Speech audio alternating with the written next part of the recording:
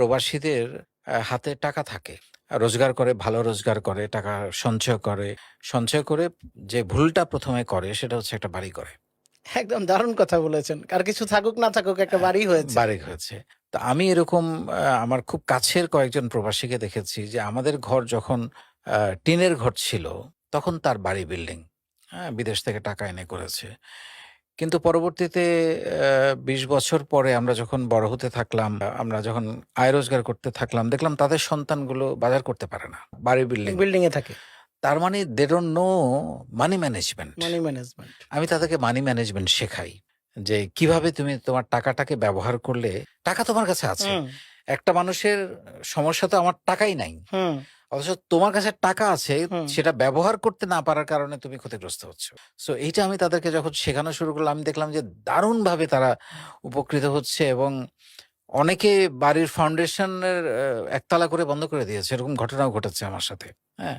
যে আরে এটা তো ভাবি নাই। বলছে একটা জমি কিনো। জমির দাম বাড়বে। কিন্তু বাড়ি থেকে তো কোনো ইনকাম আসবে না না।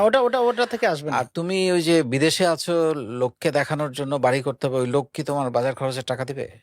সো এই প্রবাসীদেরকে নিয়ে আমি কাজ করছি। তারা বাংলাদেশের অক্সিজেন, আমি বিশ্বাস করি।